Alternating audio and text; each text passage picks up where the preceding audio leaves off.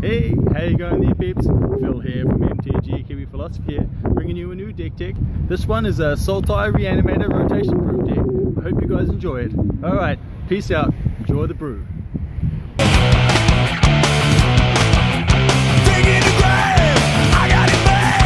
Okay, well, as discussed in our last video, we want to try and get this one a bit shorter and get straight to the source. Okay, so obviously our commander in this Brawl deck is going to be none other than Muldrotha, the Gravetide. This reanimated deck is going to focus around protecting our commander and making sure that we can return things from the graveyard. But let's get this underway and talk about our 1-drops. And we're going to go with these 3 1-drops and I'll explain why. And the first of these 1-drops is going to be Dive Down. Dive Down is perfect for our deck. It's perfect because it's a 1-drop spell that's going to be able to protect any of our creatures or our commander at instant speed.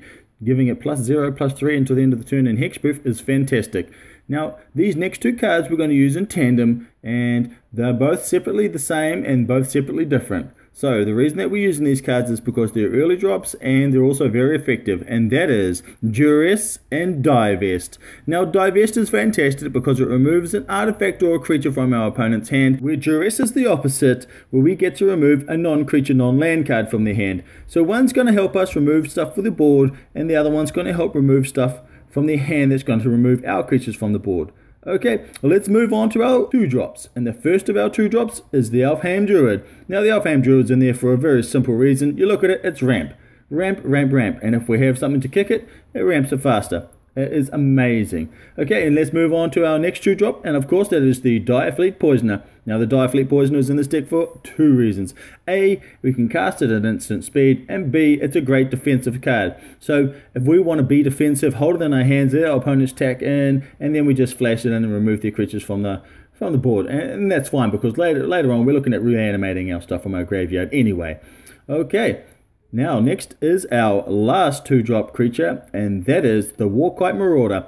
Having a 2/1 for 2 that flies is fantastic. Evasion is really important to get damage in. Having an ability that turns our opponent's creatures into a 0/1 creature is going to be fantastic for us. Okay, well, let's move on to our 2-drop spells, and the first of our 2-drop spells is Negate. And Negate's in there for a few reasons. It's obvious that he can counter spells that are going to target our creatures or permanents that remove them. So we're going to be able to negate that and make sure that we can keep our board presence. Secondly, the next card is Search for Azcanta. And the thing about search is that, well, we're going to be searching. So at the beginning of our upkeep, we're going to be looking at the top card of our library and trying to find things that we can use. And obviously, we can put them into the graveyard because we do have Muldrotha as our commander to be able to return things from the graveyard anyway. So that is a beautiful thing amongst itself. But being able to get this thing flipped will allow us to look at the top 4 of our library and reveal a non-creature, non-land card and put it into our hand. So we're really going to be able to find the source and the meat and the damage and the counters we really need to just keep that advantage going. Okay, and the last 2-drop is the Thaumatic Compass. Is going to be great for us. It's going to help us search for land, help our fixing, and later on in the game, it's also going to help us with our combat once it's been flipped. Because when it's flipped into the Spires of Vraska, we can tap it and untap target attacking creature an opponent controls and remove it from combat. So that's really fantastic for us. Okay, well, let's get straight into our 3-drops. And of course, we have 11 3-drops, and we've got 5 creatures, and we've got 6 spells. So the first of our creatures is Rona, Disciple of Gix. This 3-drop 2/2 legendary creature is fantastic. When it enters the battlefield, we can exile a historic card, and then we can cast it. Now, the beautiful thing about Rona is that we're going to be able to do this constantly if we can get the Gravetide to keep cycling it. So if Muldrotha is in play, we cast Rona, we cast the exiled historic card, and then we just send in Rona to die. So we can cast another one. Each turn we're always going to be able to have a play with this. It's really great. The next 3-drop is the Shapers of Nature. Now this is a 3-drop for 3/3, so it's even better. It has 2 abilities. The first is you can pay 4 and you can put a +1 counter on target creature. So it doesn't even have to be on the Shaper of Nature. We can put a +1 counter on any creature. The second ability is we can pay 3 to remove a +1 counter from a creature and draw a card. Okay, well, let's move on to our next 3-drop, and that is the Skittering Surveyor. The Skittering Surveyor is a 3-drop for 1/2 that searches our library for a basic land card, which is really good because it's going to help with our fixing and it's going to help with our ramping also. Skittering Surveyor is a great target for Rona and also Multani, so we're able to recycle this card from our graveyard and keep on ramping our lands. Now our next 3-drop is Slimefoot. Now Slimefoot is a 3-drop for 2/3, but whenever we have a sapling that we control that dies, we can deal 1 damage to each opponent and gain a life.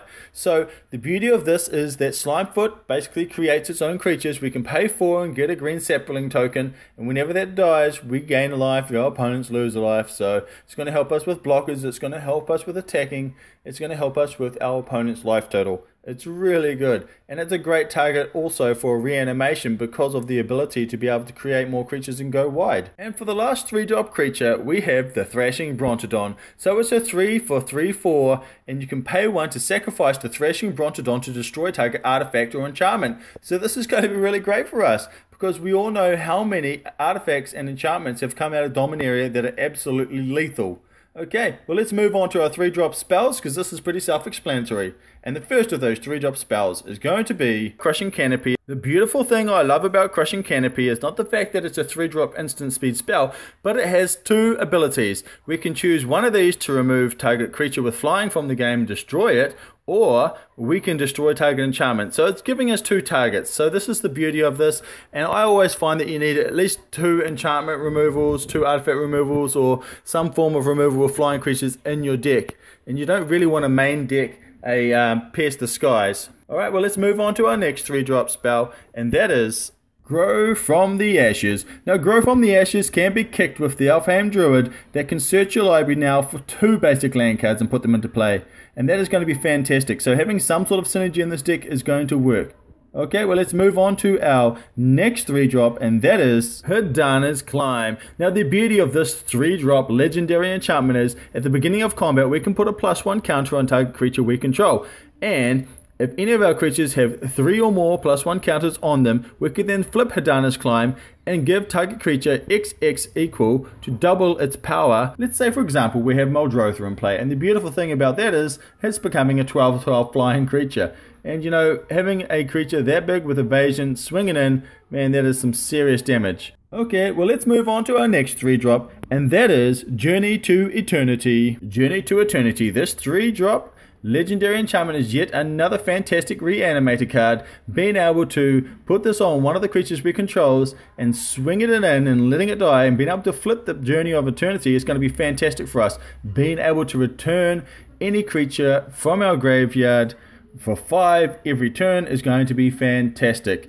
And you know, there's nothing better than paying 5 for Multani rather than 6 or even more once it's died a few times. We could even just return Rona and then get Muldrotha and then put Muldrotha into play, and then the following turn we can do the same thing, but we use Muldrotha and eat, sleep, repeat. Okay, well let's move on to our next card, and that is Soul Salvage. Now once again, it is a reanimator card, so we pay 3 and we can return up to 2 target creatures from our graveyard to our hand.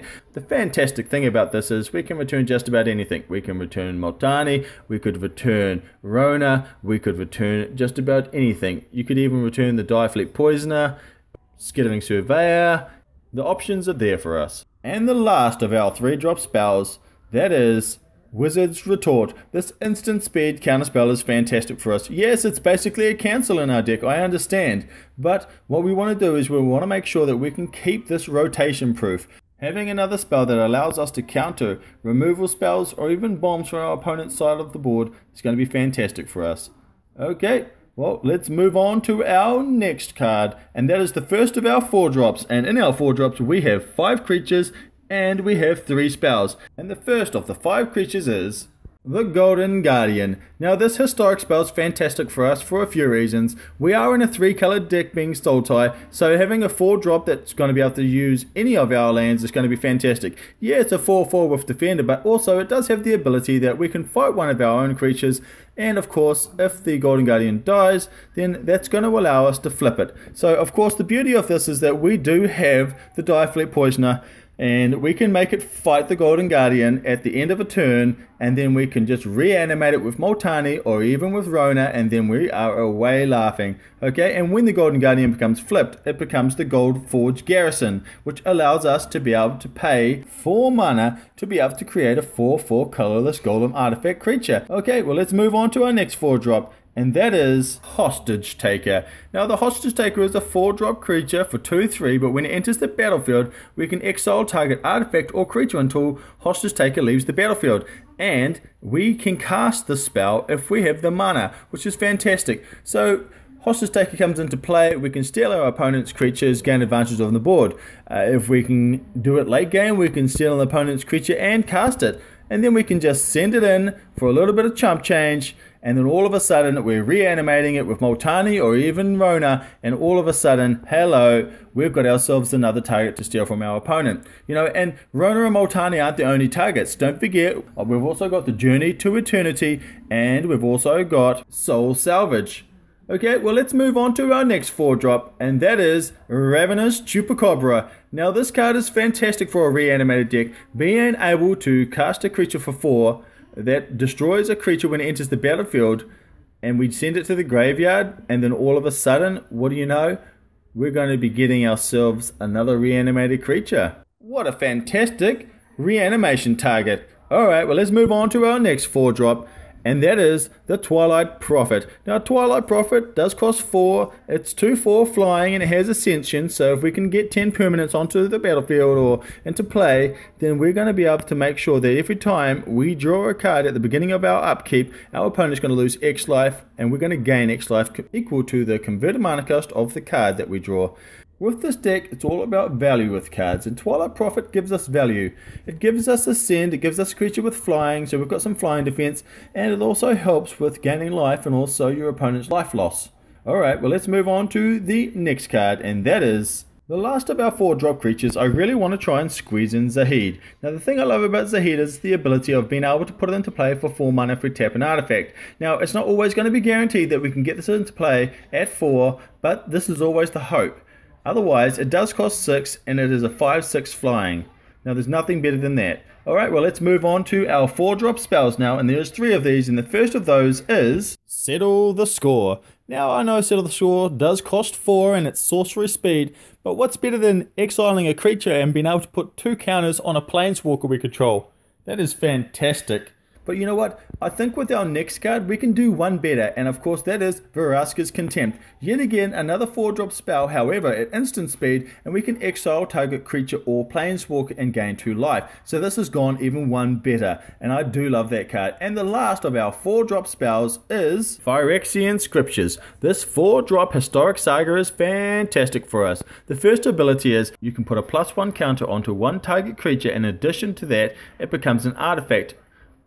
The secondary ability is destroy all non-artifact creatures. The third ability is exile all cards from all opponents' graveyards. Now that is fantastic, having a board wipe for a saga, but also in addition to this, if we have Zahid in our hand and we've turned our creature into an artifact, we can tap it and get Zahid into play for only 4. It's really good.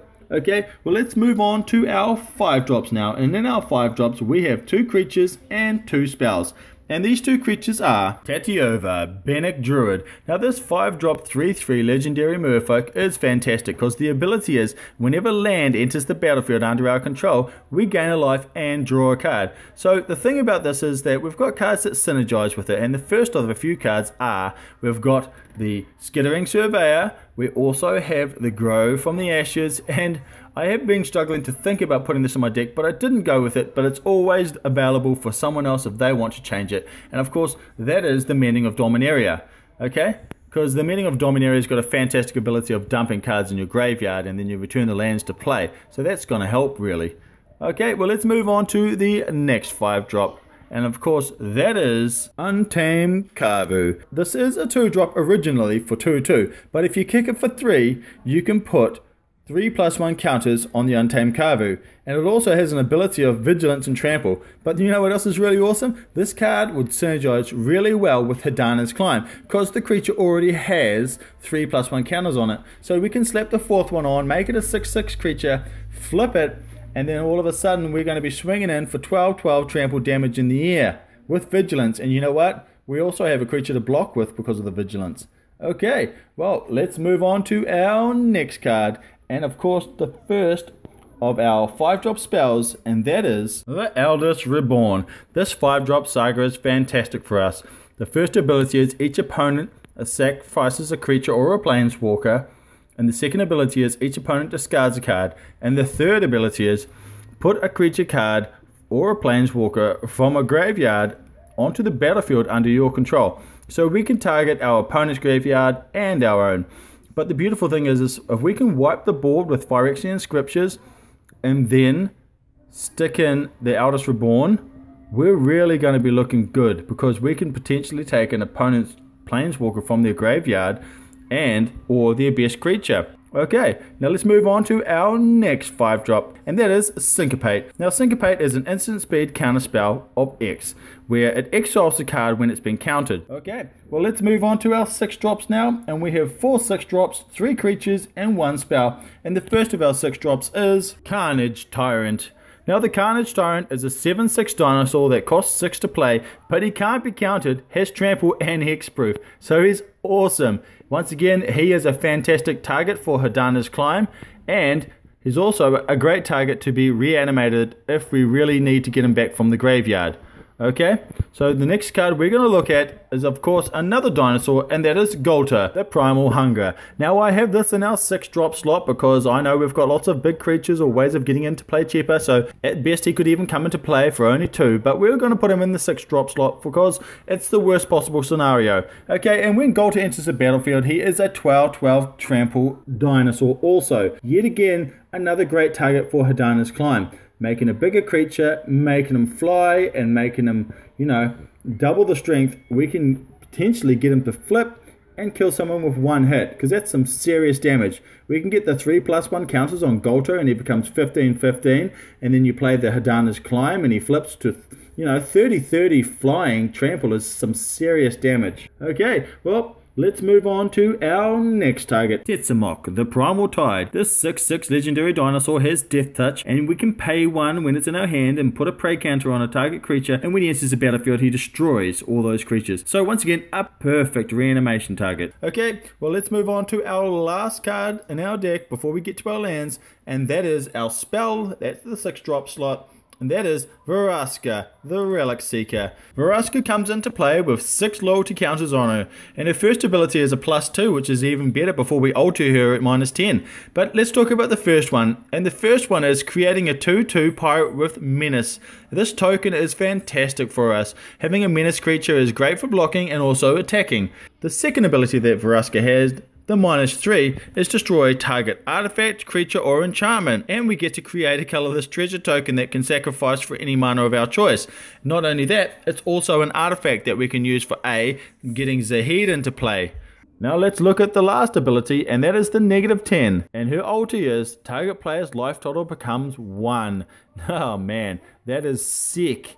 Now I do love this ability, and it is lethal. You get to this, your opponent's most likely conceding. Okay, well let's move on. Now we have 6 special lands in this deck, and the first of those is going to be our Wooded Cemetery, the second is going to be a Hinterland Harbor, and the Drowned Catacombs. Now we have these 3 dual lands in here for fixing for this deck, and we also have an Evolving Wilds, and of course the Evolving Wilds is going to help us find some fixing. And the next 3 land cards we have is of course the Arch of Vraska, Memorial to Folly, and Memorial to Genius. The Arch of Vraska is fantastic.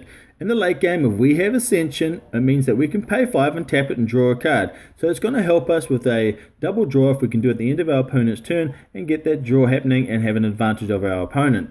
Now, the next card is, of course, the Memorial to Folly. Now, the Memorial to Folly and the Genius do come into play tapped. However, the great thing about it is that the Memorial to Folly allows us to return a creature from our graveyard to our hand, and at instant speed, so that is fantastic. So that's going to help with reanimating. Now, the Memorial to Genius is also fantastic because it helps us draw. So, yes, you got to pay 5 and you sacrifice it, but you get to draw 2 cards. And drawing 2 cards is going to be awesome for us because A, it's going to help us if we do it at the end of our opponent's turn and we're getting 3 cards to draw. It's going to help us get to land, which is going to help us trigger Teddy over. It's going to help us get to our spells to help us counter or protect. It's also going to help us get to our creatures so we can advance our board. The rest of the land spread is going to go like this. We will be having 6 of each basic land type, and that's going to round out our deck. Okay, well now let's look at the power levels. And as you can tell by this graph, we have 3 1-drops, 6 2-drops, 11 3-drops, 7 4-drops, 4 5-drops, and 4 6-drops. And as we go to the next graph that's a little bit more advanced, split between creatures and spells, we have 3 spells in the 1-drop, we have 3 creatures and 3 spells in the 2-drop. We have 5 creatures and 6 spells in the 3-drops. We have 5 creatures and 3 spells in the 4-drop. We have 2 creatures, 2 spells in the 5-drop. And we also have 3 creatures and 1 spell in the 6-drops. So as you can tell by this graph and the one previous that our deck is a mid-range deck, but it's mid-range ramping, so we're going to be getting that early game and ramping into some serious mid-game to late damage for our opponent. And of course the pie graph is just to help us give an understanding of the percentage of each of our card types that take up positions in our deck. Okay, well that's it for me here at MTG Kiwi Philosophy. I'm Phil, thanks for watching the video. I hope you liked it. Give us a thumbs up, share, comment, do what you want. I'll catch you on the flip side. Ciao.